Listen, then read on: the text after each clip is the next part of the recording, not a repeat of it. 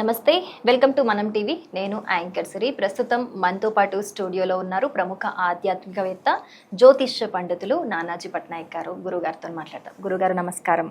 శ్రీమాత్రే నమః.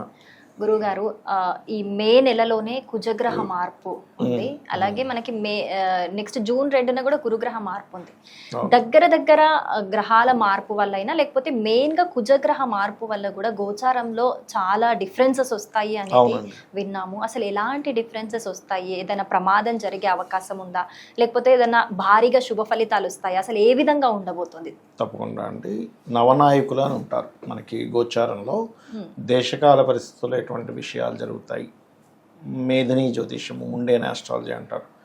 దాన్ని బేస్ చేసుకొని కుజుడు వల్ల ఎటువంటి ఫలితాలు, కాల్సర్పయోగంలో ఉన్నాయి గ్రహాలన్నీ ఇప్పుడు. అలాగే కుజుడు మార్పు వల్ల ద్వాదశ రాశుల వారికి ఎటువంటి ఫలితాలు, లగ్నం అయితే లగ్నం, రాశి అయితే రాశి అని చెప్పి చూసుకున్నట్లయితే ప్రధానంగా ఇక్కడ ఏంటంటే కుజుడు అగ్నితత్వ రాశుల్లోకి వెళ్తూ ఈ సంవత్సరం నవనాయకుల్లో మంత్రి కుజుడు అవుతున్నాడు. సో మే 11 నుంచి 45 రోజుల పాటు మేషంలో ఉంటాడు. సో ఎప్పుడైతే మే 11 వస్తుందో, మే 11, 12, 13 ఇలా మారుతున్నా కొద్దీ యుద్ధ సంబంధించింది ఆగిపోయింది అనుకుంది మళ్ళీ రేగుతుంది. ఎందుకంటే మంత్రి కుజుడుగా, మంత్రి అంటే ఆలోచన విధానం, కుజుడు అంటే గొడవలు. ప్రతి దేశం వాళ్ళకి ఎలా ఉంటుందంటే మనం బాంబే వేసేద్దాం, గొడవకు దిగుదాం, ఆ ఫీల్ అనేది తెస్తూ ఉంటుంది.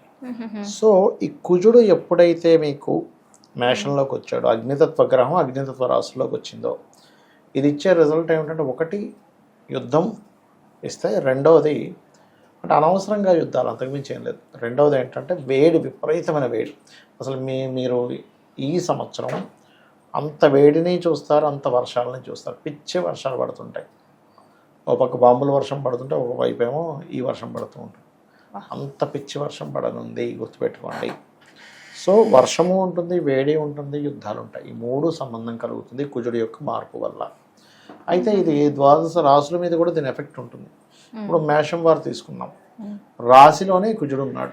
అంటే ఎలాగా అంటే, ఇప్పుడు ఎగ్జాంపుల్ మనం కారం నోట్లో వేసుకున్నాం, ఏమవుతుంది? మండుతుంది. సో రాశిలో కుజుడు ఉన్నందుకు కొంచెం అగ్రెసివ్ నేచర్ పెరుగుతుంది మేషం వారికి. అలాగే ఆవేశపడడం, కోపం తెచ్చుకోవడము, మరియు బీపీ పెరగడం. కొంతమంది చూడండి, పాప హై బీపీ వస్తుంది, బీపీ పెరగడం అనేటువంటిది చూపిస్తుంది. కాకపోతే వీళ్ళకి ఉద్యోగ అవకాశాలు కూడా అదే రేంజ్లో వస్తాయి. ఎందుకంటే లగ్నాధిపతి లగ్నంలో ఉన్నప్పుడు అది ఉద్యోగ అవకాశాలను ఇస్తుంది, వాళ్ళు స్ట్రాంగ్ అవ్వడం కోసం. మంచి కూడా చేస్తుంది. వృషభం వారికి కనుక చూసుకుంటే 12వ స్థానంలో కుజుడు వచ్చాడు.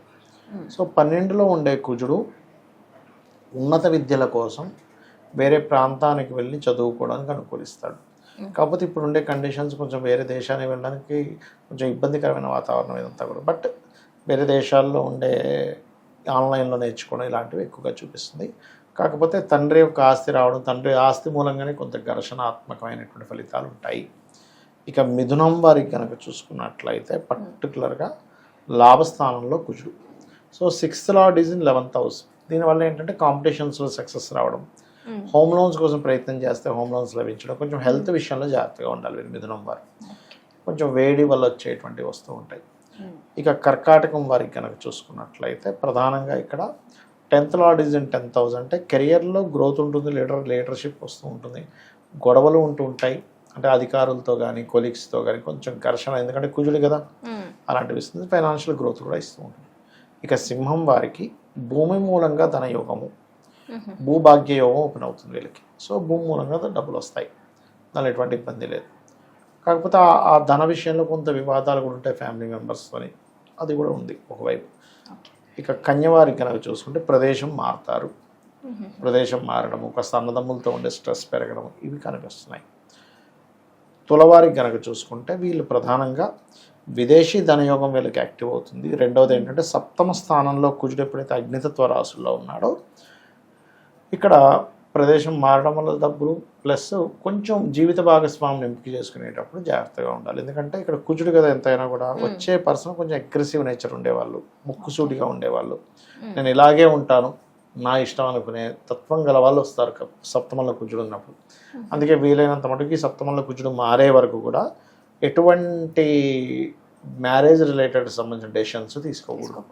అందుకే చాలామందికి తెలియక మ్యారేజ్ చేసేసుకుంటారు, కానీ ఆ గోచారం బాగుందో బాగాలేదో చెక్ చేసుకోవాలి. అది ఫస్ట్ చెక్ చేసుకోవాలి. వీళ్ళ పర్సనల్ చార్ట్లో ఆ సమయం వచ్చిందో లేదో అంటే చూసుకోవాలి. జాతకంతో పాటు గోచారం కూడా చెక్ చేసుకోవాలి.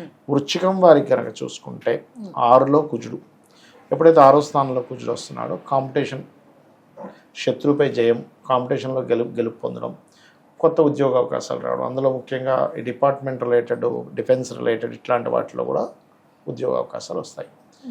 ఇక ధనస్సు వారికి పంచమంలో కుజుడు, కాబట్టి కొంచెం సంతానానికి అభివృద్ధి ఉంటుంది, సంతానం స్ట్రాంగ్ అవుతారు. సంతానం చూడండి, ఒక్కోసారి పిల్లలు చదువుకుంటారు కానీ ఇంకా వాళ్ళకి ఉద్యోగం రాలేదని తల్లిదండ్రులు బాధపడుతుంటారు. ధనస్సు వారికి సంతానానికి ఉద్యోగ అవకాశాలు రావడం, సంతాన అభివృద్ధి అవ్వడం అనేటువంటిది ఉంది. సంతానం కోసం ప్రయత్నం చేసేవారికి కూడా బాగుంటుంది. ఇక మకరం, కాకపోతే కొంచెం మనకి మిత్రులు శత్రువులు అవుతుంటారు, ప్రేమించిన వారితోనే గొడవలు అవుతుంటాయి, ఫ్రెండ్స్తో గొడవలు అవుతుంటాయి, ఇది చూసుకోవాలి. మకరం వారికి కనుక చూసుకున్నట్లయితే ఇక్కడ కుజుడు 4వ భావంలో ఉంటున్నాడు. సో ఇక్కడ వీళ్ళు వద్దనుకున్న ప్రాపర్టీస్ వస్తాయి. ధనయోగం అంటే ప్రాపర్టీ యోగము, గృహయోగము, స్థల యోగము, ఫ్యాక్టరీస్ లాంటివి నిర్మిద్దాం అనుకుంటే కలిసి రావడం జరుగుతూ ఉంటుంది. కుంభం వారికి కొంచెం ఉద్యోగంలో మార్పులు ఉన్నాయి కాబట్టి కొంత పరాక్రమంగా మాట్లాడడం, కోపంగా మాట్లాడడం, అగ్రెసివ్గా మాట్లాడడం పెరుగుతుంటుంది, అది కొంచెం కంట్రోల్ చేసుకోవాలి. మీనము వారికి ధనయోగం అనేటువంటిది ఉంది, అంటే 2లో కుజ స్థానంలో, కాబట్టి వ్యాపార మూలకంగా ధనాభివృద్ధి ఉంటుంది. కానీ అది ఫ్యామిలీ హౌస్ కూడా, కాబట్టి ఫ్యామిలీతో కొంచెం తెలియని చిన్న అగ్రెసివ్గా కొన్ని విషయాలు జరగడం. అలాగే ఇక్కడ సెకండ్ హౌస్ అనేది ఫేస్ని కూడా చెప్తుంది, కళ్ళు మండడం కానీ ఇలాంటివి ఇస్తూ ఉంటుంది. అయితే అందరూ కూడా ఈ కుజుడి నుంచి వచ్చే నెగిటివ్ ఎఫెక్ట్స్ రాకుండా ఉండాలంటే కొన్ని పాటించాలి. రెగ్యులర్గా ఆంజనేయ స్వామి ఆలయం, సుబ్రహ్మణ్య స్వామి ఆలయం కానీ లేకపోతే నరసింహస్వామి ఆలయానికి కానీ వెళ్ళడం, శివాభిషేకం చేసుకోవడం, గోవులకి క్యారెట్స్ అండ్ అదేవిధంగా బీట్రూట్స్ లాంటివి తినిపించడం అండ్ బెల్లము తినిపించడం, ఇవి గనక చేసినట్లయితే ఖచ్చితంగా దీని యొక్క దుష్ప్రభావం అనేటువంటిది తగ్గనుంది. చాలా బాగా ఎక్స్ప్లెయిన్ చేశారు. థ్యాంక్ యూ గురుగారు. శ్రీమాత్రే నమః.